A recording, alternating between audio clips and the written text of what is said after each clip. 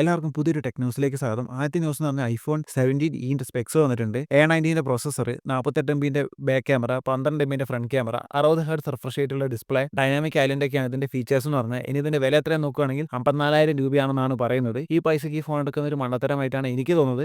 ഇനി ഇത് എപ്പോഴാണ് ലോഞ്ച് ചെയ്യാൻ ചോദിച്ചിട്ടുണ്ടെങ്കിൽ മാർച്ച് മെയ് ആ സമയത്തൊക്കെ ആയിരിക്കും എന്നാണ് പറയുന്നത്. അതേപോലെ തന്നെ ആപ്പിൾ ഒരു ബഡ്ജറ്റ് ഫ്രണ്ട്ലി മാക്ബുക്ക് ഇറക്കുന്ന ഒരു ന്യൂസ് കേൾക്കുന്നുണ്ട്. അപ്പോൾ ഇതിൽ വരുന്ന പ്രോസസ്സർ എന്ന് പറഞ്ഞാൽ A18 Pro എന്ന് പറഞ്ഞ പ്രോസസ്സറാണ്. നമ്മൾ ഐഫോണിലുള്ള അതേ പ്രോസസ്സർ തന്നെ. ഇത് വെച്ചൊരു കുഴപ്പമില്ലാത്ത പണികളൊക്കെ ചെയ്യാൻ പറ്റുമെന്നാണ് എനിക്ക് തോന്നുന്നത്. ഇനി ഇതിന്റെ വില എന്ന് പറയുന്നത് 50,000 രൂപയാണെന്നാണ് പറയുന്നത്. അപ്പം ആർക്കെങ്കിലുമൊക്കെ മാക്ബുക്ക് എടുക്കണം എന്ന് അത്ര ആഗ്രഹമുണ്ട്, പൈസ ഇല്ലെങ്കിൽ കൺസിഡർ ചെയ്യാൻ പറ്റുന്ന സാധനമാണ്. ഇത് ലോഞ്ച് ചെയ്യാൻ പോകുന്നത് അടുത്ത വർഷം ഫസ്റ്റ് ഒക്കെ ആയിരിക്കും എന്നാണ് പറയുന്നത്. അതേപോലെ തന്നെ റിയൽമിന്റെ 50T അടുത്ത് തന്നെ ഇന്ത്യയിൽ ലോഞ്ച് ചെയ്യുന്ന ഒരു ന്യൂസ് കേൾക്കുന്നുണ്ട്. ഇപ്പോൾ ഇതിൽ വരുന്ന പ്രോസസ്സർ പറഞ്ഞാൽ ഡൈമൻസിറ്റിന്റെ 6400 പ്രൊസസർ ആയിരിക്കും. അതുപോലെ തന്നെ 50 MB front camera, 50 MB back camera, അതുപോലെ 80 വാട്ടിന്റെ ചാർജർ, 7000 mAh ബാറ്ററി ഒക്കെ ആയിരിക്കും എന്നാണ് പറയുന്നത്. അതുപോലെ തന്നെ out of the backs Android 15 ആയിരിക്കും. അടുത്ത ന്യൂസ് എന്ന് പറഞ്ഞാൽ റെഡ്മി 15 Pro ചൈനയിൽ 21 തീയതി ലോഞ്ച് ചെയ്യുന്നുള്ള കേസസ് ആണ്. അപ്പോൾ ഇതിലൊരു സ്പെക്സ് എന്ന് പറഞ്ഞാൽ 1.5K റെസൊല്യൂഷൻ ഉള്ള 120 ഹെർട്സ് റിഫ്രഷ് റേറ്റ് ചെയ്യുന്ന ഒരു AMOLED ഡിസ്പ്ലേ ആയിരിക്കും. അതുപോലെ തന്നെ ഇതിന്റെ പ്രോസസ്സർ വന്ന സ്നാപ്ഡ്രാഗൺ 7S Gen 4 ആയിരിക്കും. അതേപോലെ തന്നെ 7000 mAh ബാറ്ററി, 45 വാട്ടിന്റെ ചാർജർ, 50 MB ക്യാമറ ഒക്കെ ആയിരിക്കും ഇത് ഉണ്ടാവുമെന്നാണ് പറയുന്നത്. ഇനി ഇത് ലോഞ്ച് ചെയ്യാൻ പോകുന്നത് Q4 എന്ന് വെച്ചാൽ ഈ വർഷത്തിന്റെ ലാസ്റ്റ് മന്ത്സ് ആയ ഒക്ടോബർ നവംബറിലൊക്കെ ആവാനാണ് സാധ്യത കൂടുതൽ. അതേപോലെ തന്നെ ലാവിന്റെ പ്ലേ അൾട്ര എന്ന് പറഞ്ഞ ഫോൺ 20 തീയതി ലോഞ്ച് ചെയ്യാൻ പോകുന്നുണ്ട്. അപ്പോൾ ഇതിന്റെ സ്പെക്സ് നോക്കുകയാണെങ്കിൽ ഡൈമൻസിറ്റിന്റെ 1300 processor, 120 hertz refresh rate support ചെയ്യുന്ന ഒരു AMOLED ഡിസ്പ്ലേ, അതേപോലെ തന്നെ 5000 mAh ബാറ്ററി, 31 വാട്ടിന്റെ ചാർജർ ഒക്കെയാണ് വരുന്നത്. ഇനി ഇതിന്റെ പ്രൈസിംഗ് ആണ് 15,000 രൂപയ്ക്കായിരിക്കും. അതുപോലെ തന്നെ റിയൽമിന്റെ GT8 അതുപോലെ തന്നെ 8 Proയും ഒക്ടോബർ